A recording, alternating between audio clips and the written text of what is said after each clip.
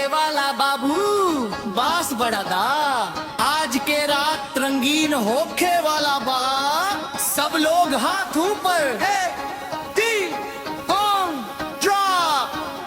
है मुखड़ा कमरिया के जादू चल गईल हो, दिलवा हमार मचल गईल हो।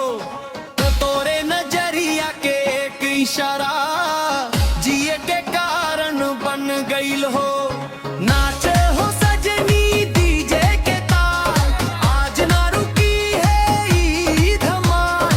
तोरे संग बीते ई रातिया बन जाव यादगार कमाल।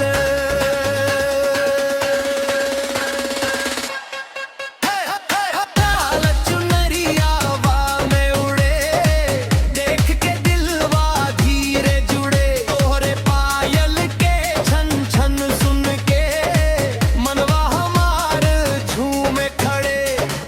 जब तू हंस के पीछे मुड़ेलू, लाखों दिल के चैन उड़ेलू।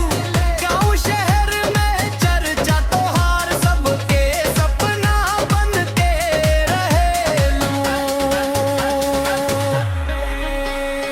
कोरस डीजे बाजे धक धक, दिलवा बोले धक धक। आज के रात ना होई कम, नाचे पूरा गांव सनम।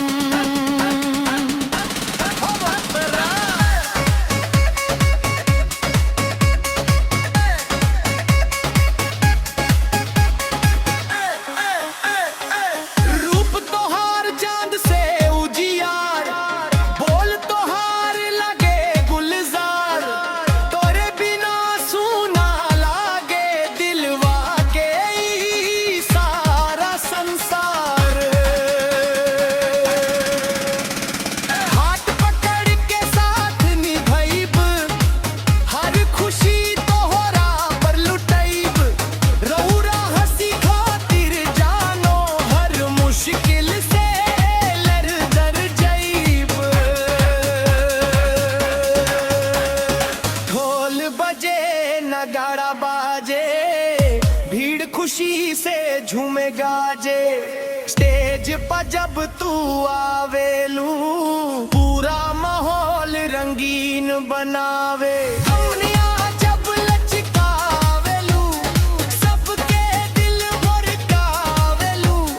डीजे वाला बीट बढ़ावेला, सबके दौड़ फिर क्या वेलू। डीजे डीजे बाईस बूस्टो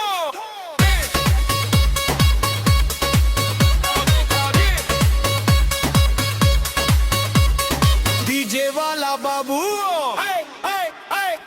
चांदनी रात ठंडी हवा, तोहरे संग लागे मजा। धीरे धीरे प्यार बढ़ल, दिल में बसले तोहरा।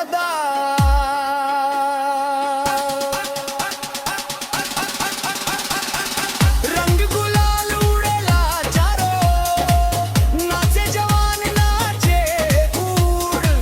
आज के राती गाना बा, याद रही बड़ी सन भर। तोहरे खातिर गीत बनवनी, दिल के बात सभे कहनी। रउरा साथे जिंदगी बीते, बस तेने दुआ मंगनी। फिर तुम